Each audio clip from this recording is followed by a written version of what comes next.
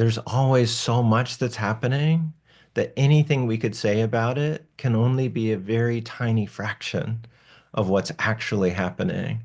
And I think we've been conditioned to pay attention more to our own inner narrative or someone else's narrative. And it isn't so much that there's a problem with that, except that we're missing so much more that's also true. A time and place that you're trying to heal from, keeping your attention or your current intention on that object or that sight or that scent or your present intention through that with time, enough practice, it will get better in the sense that you'll be able to notice those emotions and thoughts, but also live your best present life. The first thing that happened that changed my perspective, started to really shift my perspective, was getting a foundation of gratitude in my life. And so, where that really originated was when I went to get my first guide dog. We think about anger, but what we often see as drama. So yelling, throwing things, all of which can be traumatic, by the way. They are anger that doesn't have a use, right?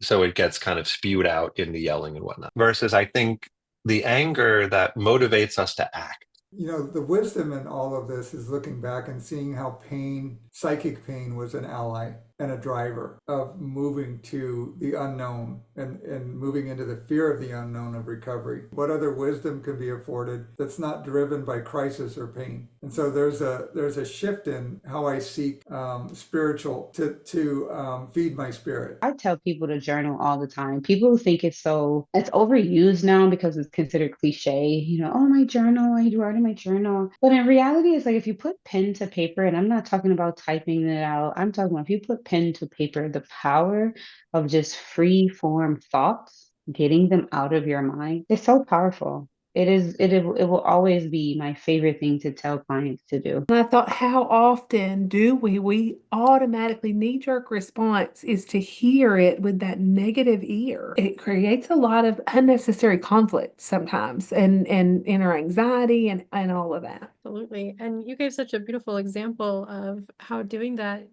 inner work, that inner child work can help alleviate that pattern. You're saying there's that negative voice that isn't there anymore. Come to a place of acceptance that there's no need for anybody else to approve how I am, who I am. That's my job. And You accepted yourself. and I approve. I accept myself and I approve.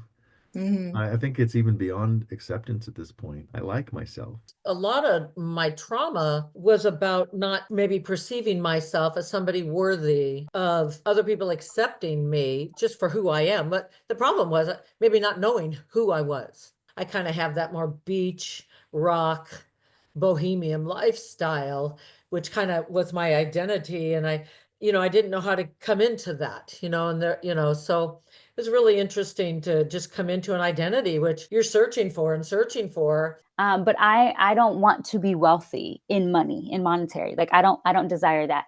And so I shape my life in a way where I have free time to just do that, to rest, to sit, to journal, to read. And that's been a part of my journey. Now it's going to look different when I go to grad school. I understand seasons, right? Just like fall, winter, spring comes and goes. There's a program I will be a part of. I may not be able to take naps in these 3 years or whatever that may look like, but that doesn't mean that that season lasts forever. And so being able to also understand that, I think, has been a part of my journey. I think somewhere along the way, I really had to sit down with myself and say I need to own my knowledge and my story and my experience. And I need to just do it on my pace. The more I compare myself to that person and that person, the more I'm just driving myself into a wedge of insecurity and I'm never going to be good enough. So much grief and also so much pain. And there was some anger that was not super in my awareness and certainly didn't feel very expressible, but that felt really